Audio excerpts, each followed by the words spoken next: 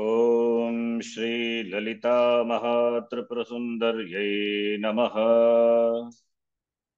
श्रीविद्यां जगतां धात्रीं सर्गस्थितिलयेश्वरीं नमामि ललितां नित्यां महात्रिपुरसुन्दरीम्। अगस्त्य उवाच अश्वानन महाबुद्धे सर्वशास्त्रविशारद कथितं ललिता देव्याश्चरितं परमाद्भुतम्। पूर्वं प्रादुर्भवो मातुस्ततः पट्टाभिषेचनम् भण्डासुरवधश्चैव विस्तरेण त्वयोदितः वर्णितं श्रीपुरं चापि महाविभवविस्तरम् श्रीमत्पञ्चदशाक्षर्या महिमा वर्णितस्तथा षोढान्यासादयोन्यासान्यासखण्डे समीरिताः अन्तर्यागक्रमश्चैव बहिर्यागक्रमस्तथा महायागक्रमश्चैव पूजाखण्डे प्रकीर्तितः पुरश्चरणखण्डे तु जपलक्षणमीरितम् होमखण्डे त्वया प्रोक्तो होमद्रव्यविधिक्रमः चक्रराजस्य विद्याया श्रीदेव्या देशिकात्मनोः रहस्य खण्डे तादात्म्यं परस्परमुदीरितम् स्तोत्रखण्डे भगुविधा स्तुतयः परिकीर्तिताः मन्त्रिणी दण्डिनी देव्योः प्रोक्ते नाम सहस्रके न तु श्रीललिता देव्याः प्रोक्तन्नाम सहस्रकम् तत्र मे संशयो जातो हयग्रीवदयानिधे किं वा त्वया विस्मृतं तज्ज्ञात्वा वा समुपेक्षितम् मम वा योग्यता नास्ति श्रोतन्नाम सहस्रकम् किमर्थं भवता नोक्तं तत्र मे कारणं वद।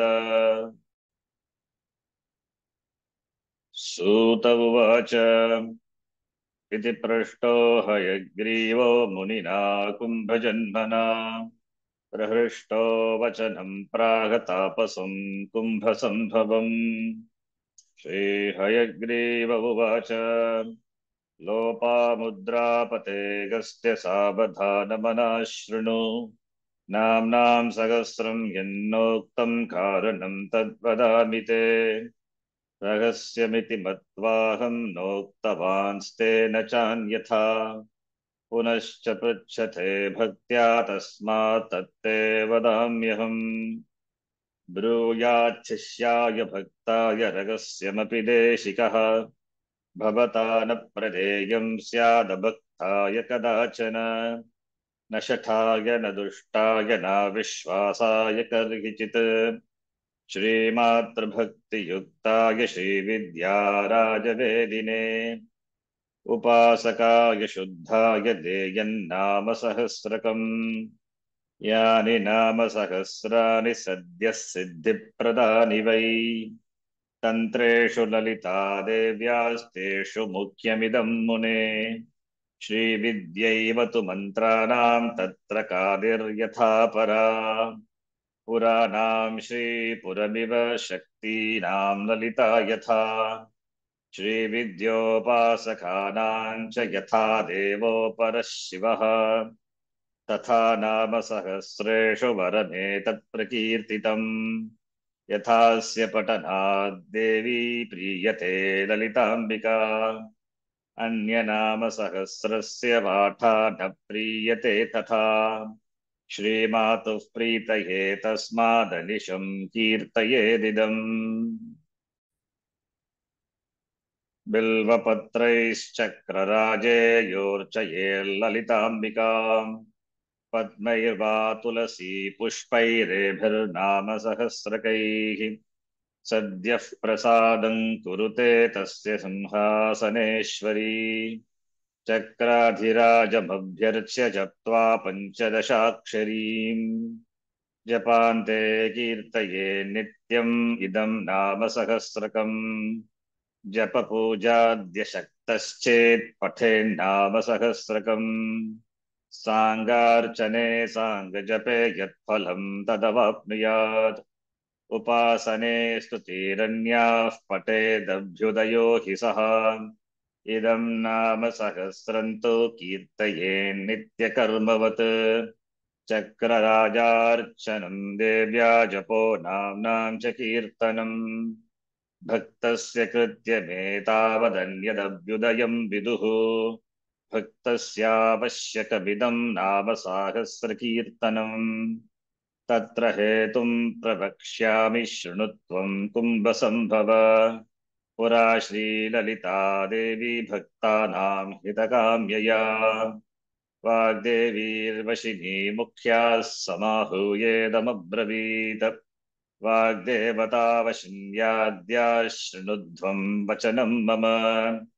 भवत्यो मत्प्रसादेन प्रोल्लसद्वाग्विभूतयः मद्भक्तानां वाग्विभूतिप्रदाने विनियोजिताः मच्चक्रस्य रहस्यज्ञा मम नाम परायणाः मम स्तोत्रविधानाय तस्मादाज्ञापयामि वः कुरुध्वमङ्कितं स्तोत्रं मम नाम सहस्रकैः येन भक्तैस्तुता या मे सद्यः प्रीतिः परा भवेत् हयग्रीव उवाच इत्याज्ञप्तावचो देव्यो देव्या श्रीललिताम्बया रहस्यैर्नामभिर्दिव्यैश्चक्रुस्तोत्रमनुत्तमम् रहस्य नाम साहस्रम् इति तद्विश्रुतं परम् ततः कदाचित् सदसि स्थित्वा सिंहासनेऽम्बिका स्वसेवावसरं प्रादात् सर्वेषां कुम्भसम्भव सेवार्थमागतास्तत्र ब्रह्माणि ब्रह्मकोटयः लक्ष्मीनारायणानां च कोटयः समुपागताः गौरीकोटिसमेतानां रुद्राणामपि कोटयः मन्त्रिणी दण्डिनी मुख्याः सेवार्थं याः समागताः शक्तयो विविधाकारास्तासां संख्या न विद्यते दिव्यौघा मानवौघाश्च सिद्धौघाश्च समागताः तत्र श्रीललिता देवी सर्वेषां दर्शनं ददौ तेषु दृष्टोपविष्टेषु स्वे स्वे स्थाने यथाक्रमम् ततः श्रीललिता देवी कटाक्षाक्षेपचोदिताः उत्थाय वशिनी मुख्या बद्धाञ्जलिपुटास्तदा अस्तु वन्नाम सागस्रैः सुकृतैर्ललिताम्बिकाम् श्रुत्वा स्तवं प्रसन्ना भूल्ललिता परमेश्वरी ते सर्वे विस्मयं जग्मुः ये तत्र सदसि स्थिताः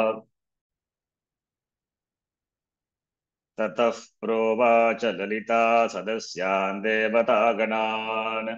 ममाज्ञयैव वाग्देव्यश्चक्रुस्तोत्रमनुत्तमम् अङ्कितं नामभिर्दिव्यैर्मम प्रीतिविधायकैः तत्पठध्वं सदा यूयं स्तोत्रं मत्प्रीतिविद्धये प्रवर्तयध्वं भक्तेषु मम नाम सहस्रकम् इदं नाम सहस्रं मे यो भक्तः पठते सकृत् तमे प्रियतमो ज्ञेयस्तस्मै कामान् ददाम्यहम् श्रीचक्रे मां समभ्यर्च्य जप्त्वा पञ्चदशाक्षरीम् पश्चान्नाम सहस्रं मे कीर्तयेन्मम तुष्टये मामर्चयतु वा मा वा विद्यां जपतु वा न वा कीर्तयेन्नाम सहस्रम् इदं मत्प्रीतये सदा मत्प्रीत्या सकलान् कामान् लभते नात्र संशयः तस्मान्नाम सहस्रं मे कीर्तयध्वं सदादरात् हयग्रीव उवाच इति श्रीललिते शानि शास्ति देवान् सहानुगान्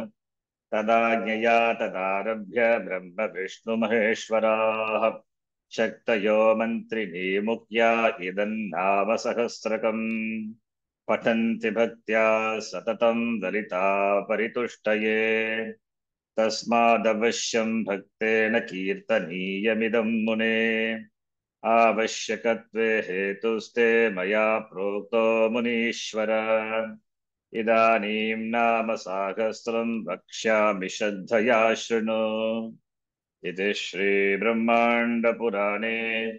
श्रीहयग्रीवागस्त्यसंवादे श्रीललितासहस्रनामस्तोत्रपूर्वभागो नाम प्रथमोऽध्यायः।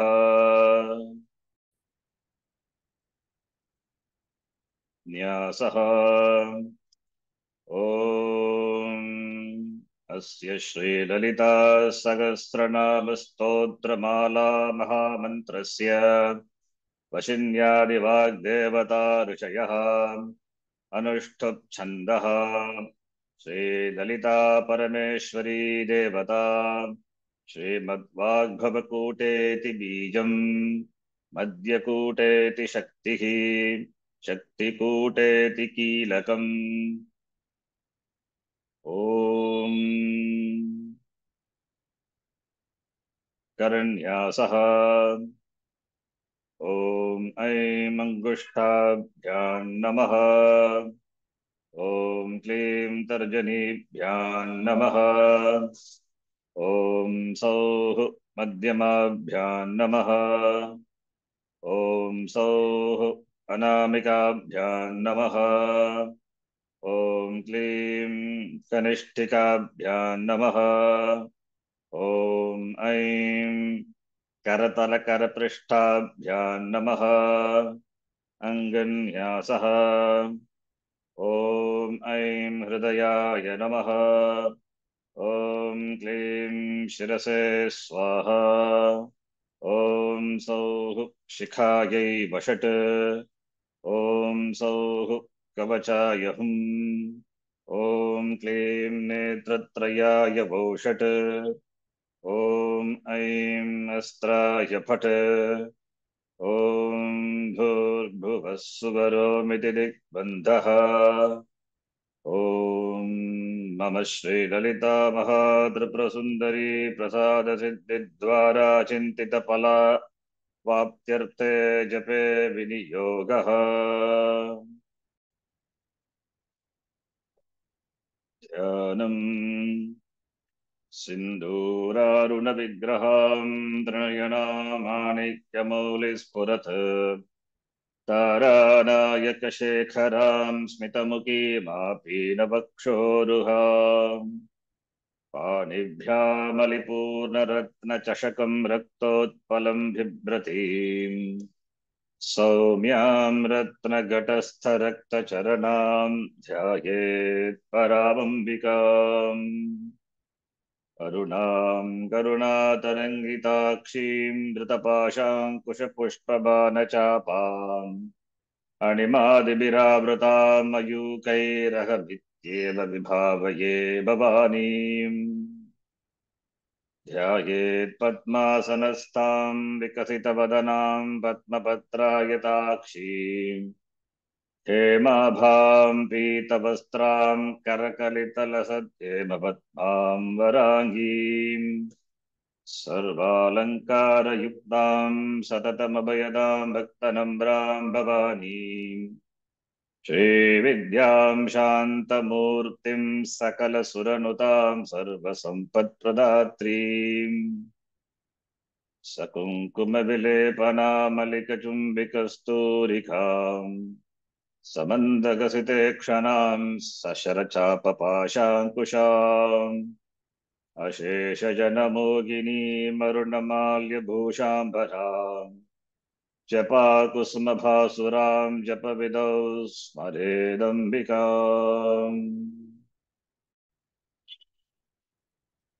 लं पृथिवी तत्त्वात्मिकायै श्रीललितादेव्यै गन्धं परिकल्पयामि। हं आकाशतत्त्वात्मिकायै श्रीललितादेव्यै पुष्पं परिकल्पयामि। यं वायुतत्त्वात्मिकायै श्रीललितादेव्यै धूपं परिकल्पयामि। रं वर्णितत्वात्मिकायै श्रीललितादेव्यै दीपं परिकल्पयामि। वं अमृततत्त्वात्मिकायै श्रीललितादेव्यै अमृतनैवेद्यं परिकल्पयामि। सं सर्वतत्त्वात्मिकायै श्रीललितादेव्यै ताम्बूलादिसर्वोपचारान् परिकल्पयामि। ॐ ऐं ह्रीं श्रीं श्रीमात्रे नमः। श्रीललितासहस्रनामस्तोत्रम्। ॐ श्रीमाता श्रीमहाराज्ञी श्रीमत्सिंहासनेश्वरी चिदग्निकुण्डसम्भूता देवकार्यसमुद्यता उद्यद्भानुसहस्राभा चतुर्बाहुसमन्विता रागस्वरूपपाषाढ्या क्रोधाकाराङ्कुशोज्ज्वला मनोरूपेक्षुकोदण्डा पञ्चतन्मात्रसायका निजारुणप्रभापूरमज्जद्ब्रह्माण्डमण्डला चम्पकाशोकपुन्नागसौगन्धिकलसत्कचा कुरुबिन्दमनिश्रेणीकनत्कोटीरमण्डिता अष्टमी चन्द्रबिभ्राज दलिकस्थलशोभिता मुखचन्द्रकलङ्काभमृगनाभिविशेषका वदनस्मरमाङ्गल्यगृगतोरणचिल्लिका वक्त्रलक्ष्मी परिवागचलन्मीनाभलोचना नवचम्पकपुष्पाभनासा दण्डविराचिता ताराकान्तितरस्कारिणासाभरणभासुरा कदम्बमञ्जरी क्लप्तकर्णपूरमनोहरा ताटङ्कयुगलीभूततपनोडुपमण्डला पद्मरागशिलादर्शपरिभाविकपोलभूः नवविद्रुमबिम्बश्रीन्यक्षारिरदनच्छथा शुद्धविद्याङ्कुराकारध्वजपङ्क्तिद्वयोज्ज्वला कर्पूरवीटिकामोदसमाकर्षद्दिगन्तरा निजसल्लापमाधुर्यविनिर्भर्सितकच्छपी मन्दस्मितप्रभापूरमज्जत्कामेशमानसा अनाकलितसादृश्यचुबुकश्रीविराजिता कामेशबद्धमाङ्गल्यसूत्रशोभितकन्धरा कनकाङ्गदकेयूरकमनीयभुजान्विता रत्नग्रैवेयचिन्ताकल्लोलमुक्ताफलान्विता कामेश्वरप्रेमरत्नमणिप्रतिपनस्तनी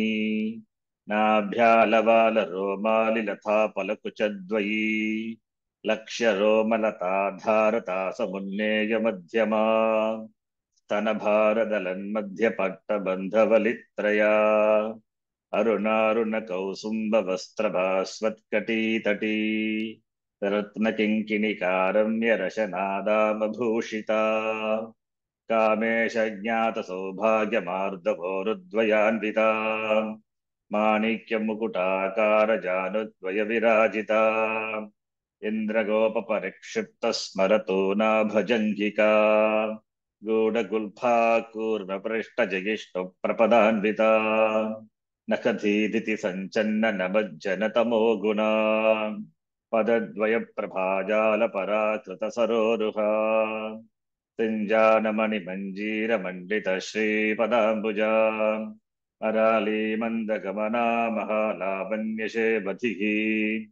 सर्वारुणानवद्याङ्गी सर्वाभरणभूषिता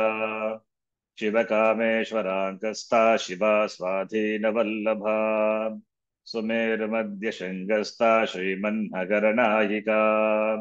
चिन्तामणिगृहान्तस्था पञ्चब्रह्मासनस्थिता महापद्माटवी संस्था कदम्बवनवासिनी सुधासागरमध्यस्था कामाक्षी कामदायिनी देवर्षिगणसङ्घातस्तूयमानात्मवैभवा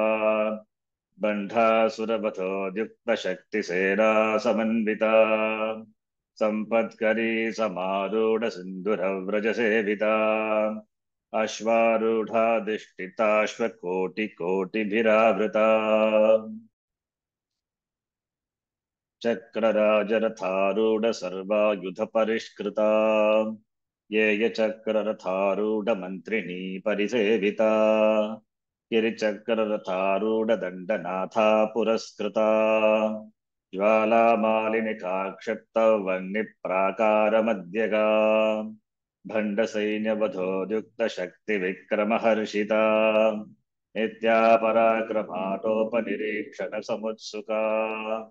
कण्ठपुत्रवधोद्युक्तबाला विक्रमनन्दिता मन्त्रिण्यम्बा विरचित विषङ्गपदतोषिता त्रिशुक्रप्राणहरण वाराही वीरिनन्दिता कामेश्वरमुखालोककल्पित श्रीगणेश्वरा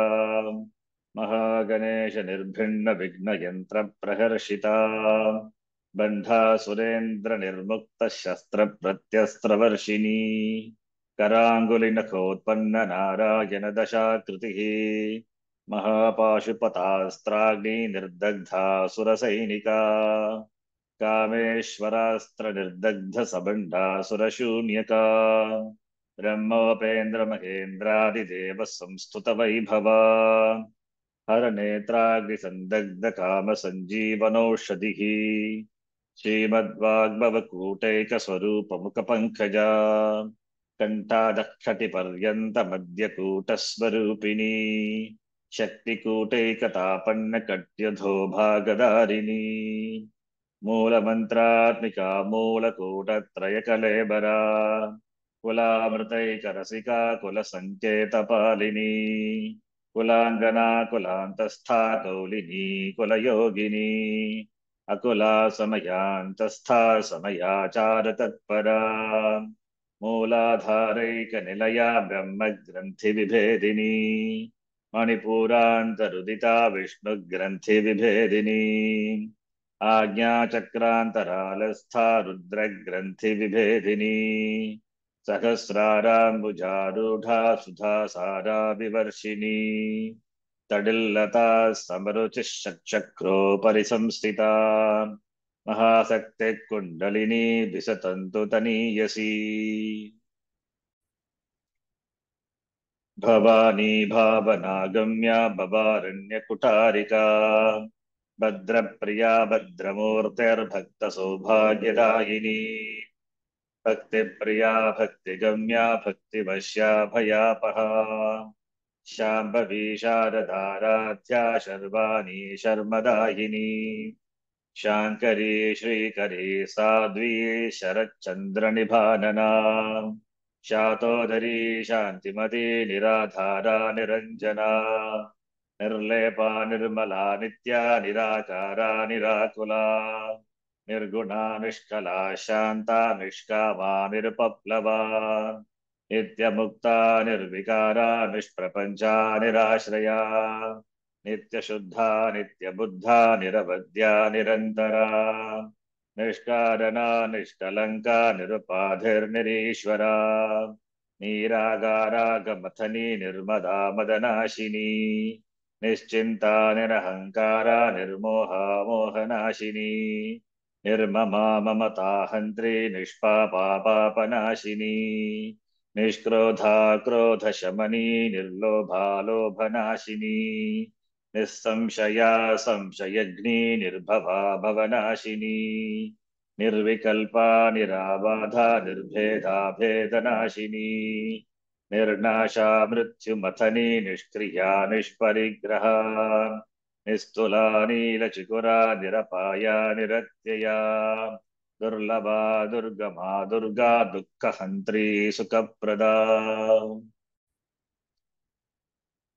दुष्टदूरा दुराचार शमनी दोषवर्जिता सर्वज्ञा सान्द्र करुणा समानाधिकवर्जिता सर्वशक्तिमयी सर्वमङ्गला सद्गतिप्रदा सर्वेश्वरी सर्वमयी सर्वमन्त्रस्वरूपिणी सर्वयन्त्रात्मिका सर्वतन्त्ररूपा मनोन्मनी माहेश्वरी महादेवी महालक्ष्मीर्मृडप्रिया महारूपा महापूज्या महापातकनाशिनी महामाया महासत्त्वा महाशक्तिर्महारतिः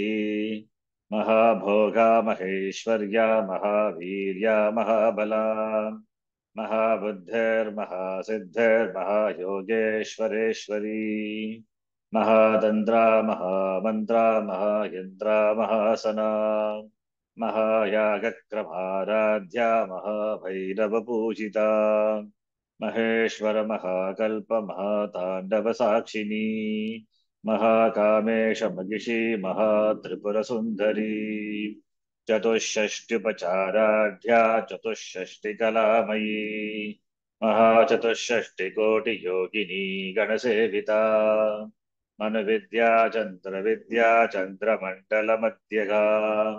चारुरूपा चारुहासा चारुचन्द्रकलाधरा चराचर जगन्नाथा चक्रराजनिकेतना पार्वती पद्मनयना पद्मरागसमप्रभा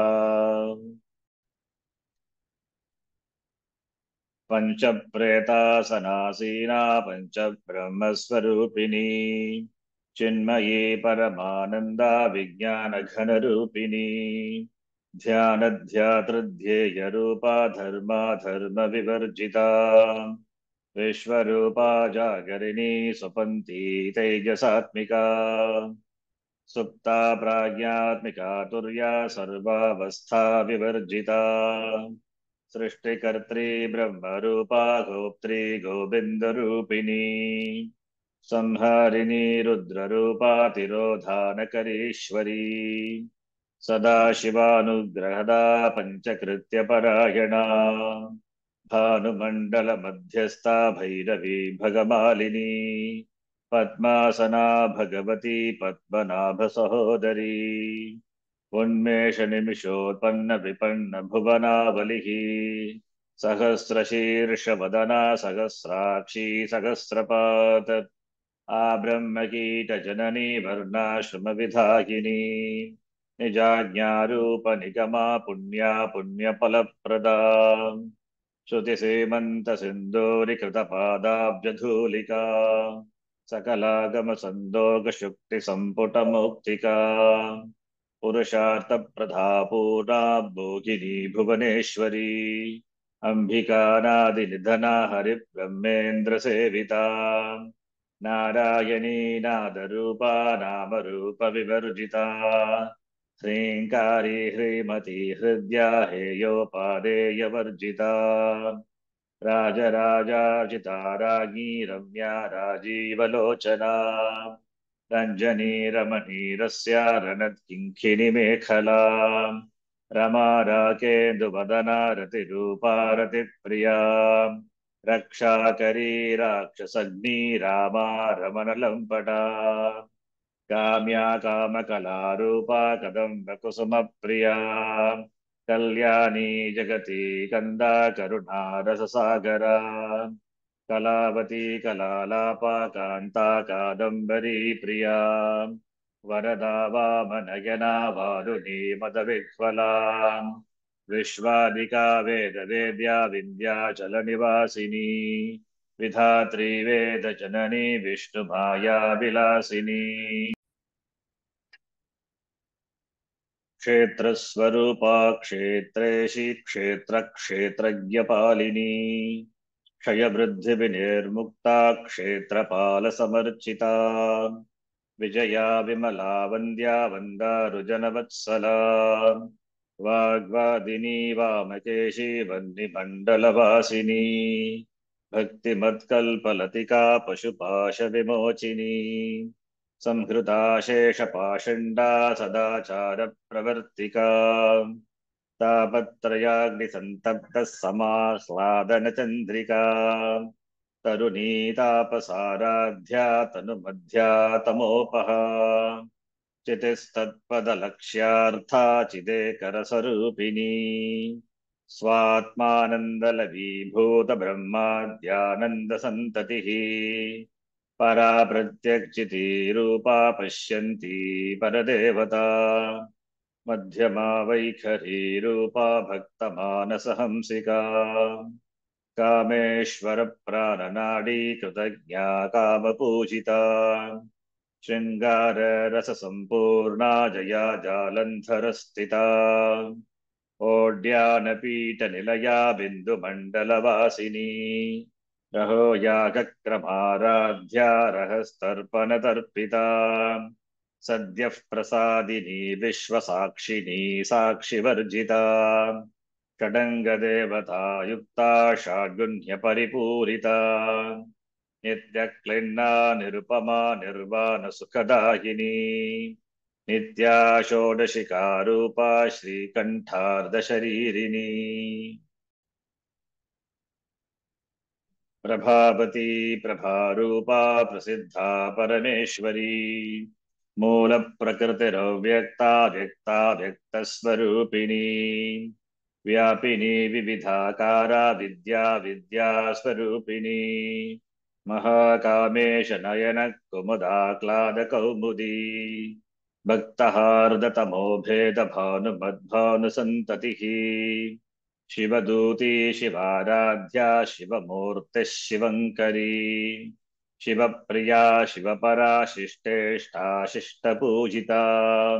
अप्रमेया सुप्रकाशा मनोवाचामगोचरा चिच्छक्तिश्चेतना रूपा जडशक्तिर्जडात्मिका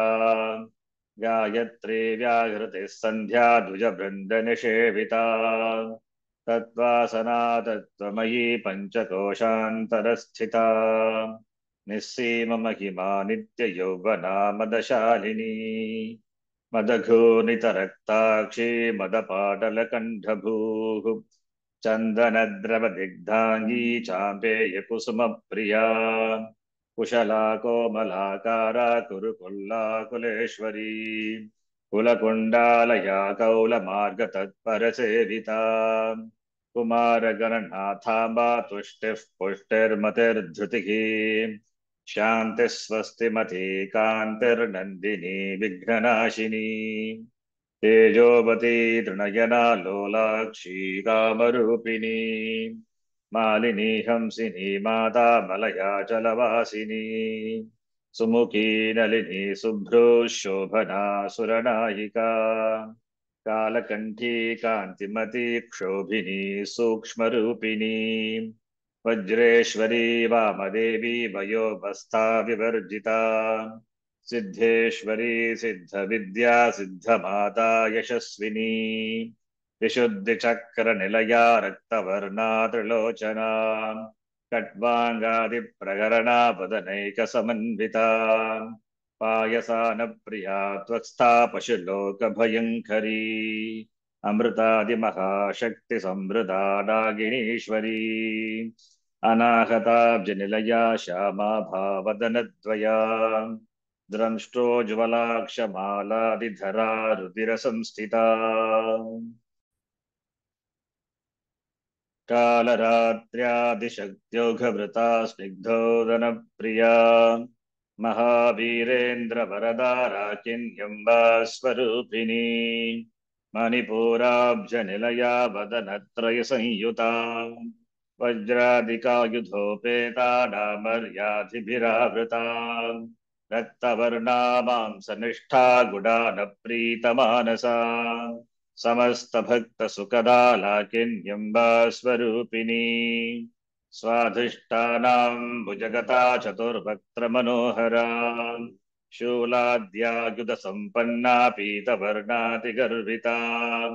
मेधोनिष्ठा मधुप्रीता बन्धन्यादिसमन्विता दध्यन्नासक्तहृदया काकिनीरूपधारिणी मूलाधाराम्बुजारूढा पञ्चभक्त्रास्ति संस्थिता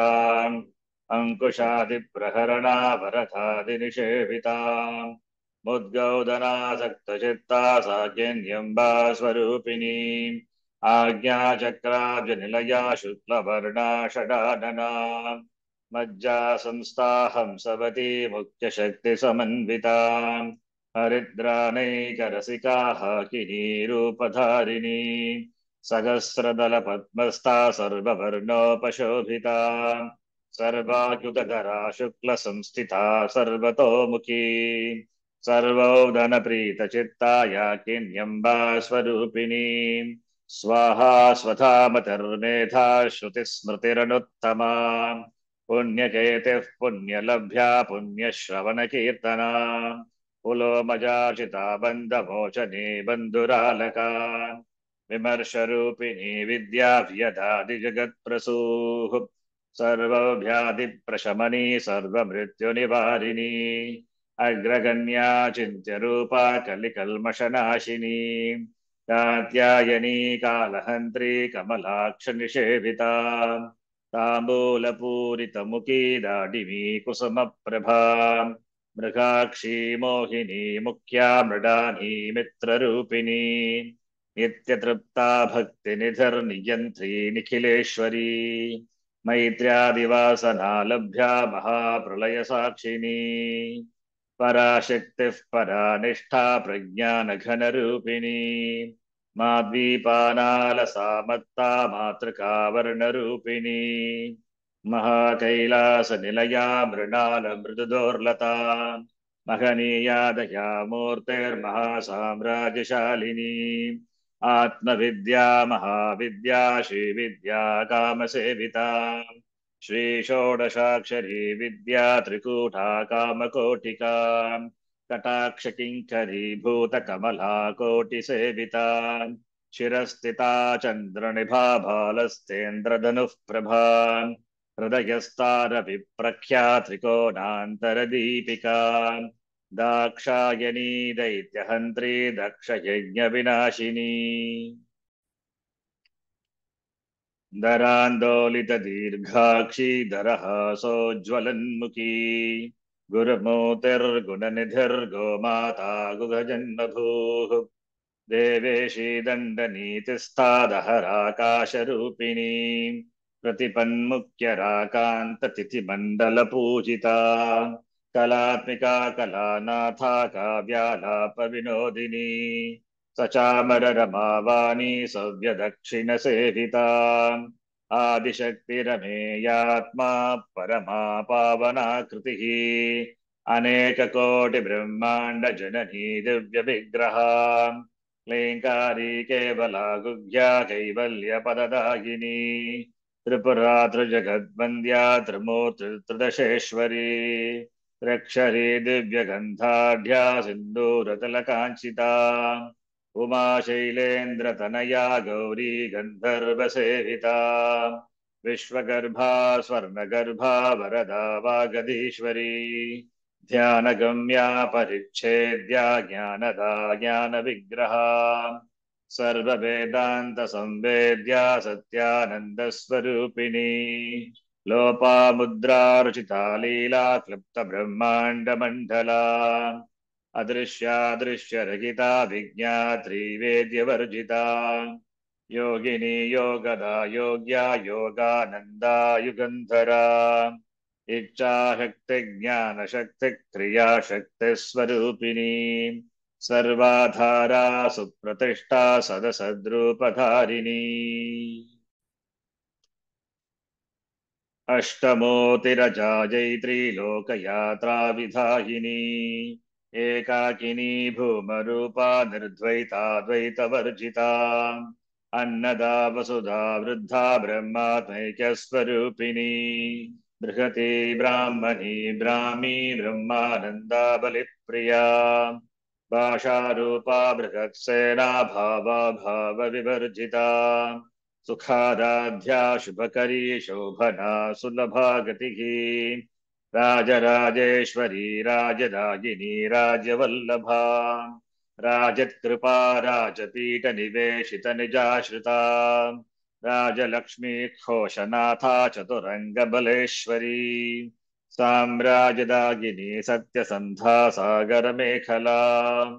दीक्षिता दैत्यशमनी सर्वलोकवशङ्करी सर्वार्थदात्री सावित्री सच्चिदानन्दरूपिणी देशकाला परिच्छिन्ना सर्वगा सर्वमोहिनी सरस्वती शास्त्रमयी गुहा बाहुल्यरूपिणी सर्वोपाधिविनिर्मुक्ता सदा शिवपतिव्रता सम्प्रदायेश्वरी साध्वी गुरुमण्डलरूपिणी कुलोत्तीर्णा भगाराध्या माया मधुमतीमही गणाम्बा गुह्यकाराध्या कोमलाङ्गी गुरुप्रिया स्वतन्त्रा सर्वतन्त्रेशी दक्षिणामूर्तिरूपिणी सनकारि समाराध्या शिवज्ञानप्रदायिनी चित्कलानन्दकलिका प्रेमरूपा प्रियङ्करी नामपारायण प्रीता नन्दिविद्या नटेश्वरी मिथ्या जगददुष्टाना मुक्तिदा मुक्तिरूपिणी लास्यप्रिया लयकरी लज्जारम्भादिवन्दिता भवधा वसुधा वृष्टिः पापारण्यदवानला दौर्भाग्यतूलवातूला जराध्वान्तरविप्रभा भाग्याब्धिचन्द्रिका भक्तचित्तखेकि घना घना रोगपर्वतदम्बोलिर्मृत्युदारुकुठारिका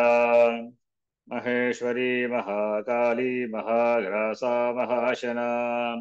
अपर्णा चण्डिका चण्डमुण्डा सुरनिषूदिनी क्षराक्षरात्मिका सर्वलोकेशी विश्वधारिणी त्रिवर्गदात्री सुभगा त्र्यम्बका त्रिगुणात्मिका स्वर्गापवर्गदा शुद्धा जपा पुष्पनिभा कृतिः ओजोवती द्युतिधरा यज्ञरूपा प्रियव्रता दुराराध्या दुराधर्षा पाटली कुसुमप्रिया महती मेरुनिलया मन्दारकुसुमप्रिया वीराराध्या विराड्रूपा विरजा विश्वतोमुखी प्रत्यग्रूपा पराकाशा प्राणधा प्राणरूपिणी मार्ताण्डभैरवाराध्या मन्त्रिणी न्यस्तराज्यधूः त्रिपुरेशी जयत्सेना निस्त्रैगुण्या परापरा सत्यज्ञानानन्दरूपा सामरस्य परायणा कपर्दिनी कलामाला कामदुःखामरूपिणी कलानिधिक्षा व्यकला रसज्ञा रसशेभदिः पुष्टा पुरातना पूज्या पुष्करा पुष्करेक्षणा परं ज्योतिः परं धाम परमाणुः परात्परा पाशहस्ता पाशहन्त्री परमन्त्रविभेदिनी मूर्ता मूर्ता नित्यतृप्ता मुनिमानसहंसिका सत्यव्रता सत्यरूपा सर्वान्तर्यामिनी सती ब्रह्माणी ब्रह्मजननी भगुरूपा बुधार्चिता प्रसवित्री प्रचण्डाज्ञा प्रतिष्ठा प्रकटा कृतिः प्राणेश्वरी प्राणदात्री पञ्चाशत्पीठरूपिणी विशृङ्खला विविक्तस्था वीरमाता वियत्प्रसूः मुकुन्दा मुक्तिनिलया मूलविग्रहरूपिणी भावज्ञा भवरोगग्नी भवचक्रप्रवर्तिनी छन्दस्सारा शास्त्रसारा मन्त्रसारा तलोदरी उदारकीर्तिरुद्दाम वैभवा वर्णरूपिणी जन्म मृत्युजरा तप्त जन विश्रान्तिदायिनी सर्वोपनिषदुद्घुष्टा शान्त्यतीतकलात्मिका गम्भीरा गगनान्तस्था गर्विता गानलोलुपा कल्पनारगिता काष्ठा कान्ता कान्तार्धविग्रहा कार्यकारणनिर्मुक्ता कामकेलितरङ्गिता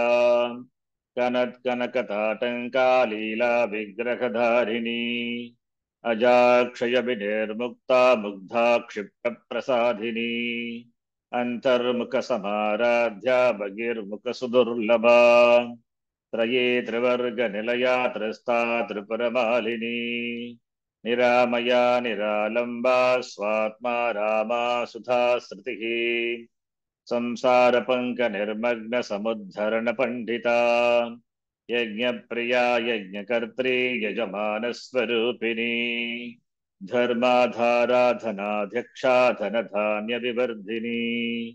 विप्रप्रिया विप्ररूपा विश्वभ्रमणकारिणी विश्वग्रासा विद्रुमाभा वैष्णवी विष्णुरूपिणी अयो निर्योनि निलया कूटस्था कुलरूपिणी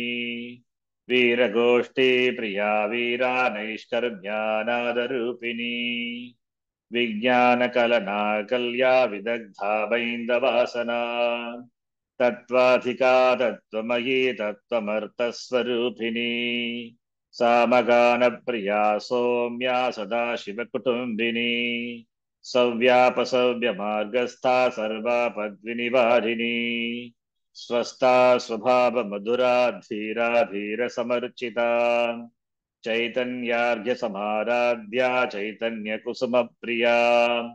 सदोदिता सदा तुष्टा तरुणादित्यपाटला दक्षिणा दक्षिणाराध्या दरस्मेरमुखाम्बुजा कौलिनी केवलानर्घ्य कैवल्यपददायिनी स्तोत्रप्रिया स्तुतिमती श्रुतिसंसुतवैभवा मनस्विनी मानवती महेशी मङ्गलाकृतिः विश्वमाता जगद्धात्री विशालाक्षी विरागिनी प्रगल्भा परमोदारा परामोदा मनोमयी व्योमकेशी विमानस्था वज्रिणी वामकेश्वरी पञ्चयज्ञप्रिया पञ्चप्रेतमञ्चादिशायिनी पञ्चमी पञ्चभूतेशी पञ्चसङ्ख्योपचारिणी शाश्वती शाश्वतैश्वर्या शर्मदा शम्भुमोहिनी धराधरसुता धन्या धर्मिणी धर्मवर्धिनी लोकातीता गुणातीता सर्वातीता शमात्मिका बन्धूककुसुमप्रख्या बाला लीला विनोदिनी सुमङ्गली सुखकरी सुवेशाढ्या सुवासिनी सुवासिन्यर्चनप्रीता शोभना शुद्धमानसा बिन्दुदर्पणसन्तुष्टा पूर्वजा त्रिपुराम्बिका दशमुद्रा समाराध्या त्रिपुरा श्रीवशङ्करी ज्ञानमुद्रा ज्ञानगम्या ज्ञानज्ञेयस्वरूपिणी योनिमुद्रा त्रिखण्डेशी त्रिगुणाम्बा त्रिकोणहा अनघाद्भुतचारित्रा वाञ्छितार्थप्रदायिनी अभ्यासातिशयज्ञाता षडध्वातीतरूपिणी अव्याजकरुणामूर्तिरज्ञानध्वान्तदीपिका आबालगोपविदिता सर्वानुल्लङ्घ्य शासना श्रीचक्रराजनिलया श्रीमत्त्रिपुरसुन्दरी श्रीशिवा शिवशक्त्यैकरूपिणी ललिताम्बिका एवं श्रीललिता देव्या नाम्नां सहस्रकं जगुः इति श्रीब्रह्माण्डपुराणे उत्तरखण्डे श्रीहयग्रीवागस्त्यसंवादे श्रीललितासहस्रनामस्तोत्रं सम्पूर्णम्।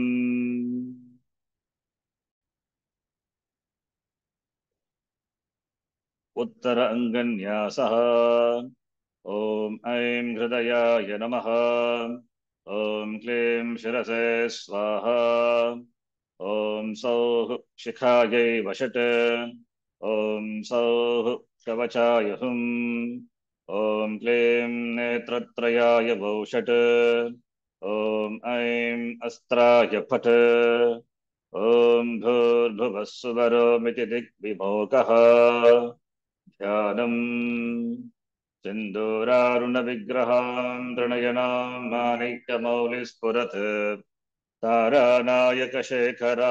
स्मितमुखीमापीनवक्षोरुहाम् पाणिभ्यामलिपूर्णरत्नचषकं रक्तोत्पलं बिभ्रतीम् सौम्यां रत्नघटस्थरक्तचरणां ध्यायेत् परामम्बिकाम् अरुणां करुणातरङ्गिताक्षीं धृतपाशाङ्कुशपुष्पबाणचापाम् अणिमादिभिरावृतां मयूकैरहमित्येव विभावये भवानीम् ध्यायेत् पद्मासनस्थां विकसितवदनां पद्मपत्रायताक्षीम् हेमाभां पीतवस्त्रां करकलितलसत् हेमपद्मां वराङ्गीम् सर्वालङ्कारयुक्तां सततमभयदां भक्तनम्रां भवानीं श्रीविद्यां शान्तमूर्तिं सकलसुरनुतां सर्वसम्पत्प्रदात्रीं सकुङ्कुमविलेपनामलिकचुम्बिकस्तूरिकां समन्दगसिते क्षणां सशरचापपाशाङ्कुशाम् अशेषजनमोगिनीमरुणमाल्यभूषाम्बरां जपाकुसुमभासुरां जपविदौ स्मरेदम्बिकाम् लं पृथिवीतत्त्वात्मिकायै श्रीललितादेव्यै गन्धं परिकल्पयामि खम् आकाशतत्त्वात्मिकायै श्रीललितादेव्यै पुष्पं परिकल्पयामि यं वायुतत्त्वात्मिकायै श्रीललितादेव्यै धूपं परिकल्पयामि रं वह्नितत्त्वात्मिकायै श्रीललितादेव्यै दीपं परिकल्पयामि वम् अमृततत्त्वात्मिकायै श्रीललितादेव्यै अमृतनैवेद्यं परिकल्पयामि सं सर्वतत्त्वात्मिकायै श्रीललितादेव्यै ताम्बूलादि सर्वोपचारान् परिकल्पयामि इत्येतन्नाम साहस्रं कथितं ते घटोद्भव रगस्यानां रगस्यं च ललिता प्रीतिदायकम् अनेन सदृशं स्तोत्रं न भूतं न भविष्यति गुग्यादिगुग्यगोप्त्री त्वं गृहाण अस्मत्कृतं जपम् सिद्धिर्भवतु मे देवी त्वत्प्रसादात् महि स्थिरा यदक्षरपदभ्रष्टं मात्राहीनं तु यद्भवेत् तत्सर्वं क्षम्यतां देवी नारायणि नमोऽस्तु ते विसर्गबिन्दुमात्राणि पदपादाक्षराणि च न्यूनानि चातिरिक्तानि क्षमस्व परमेश्वरी ॐ तत्सत् सर्वं ब्रह्मार्पणमस्तु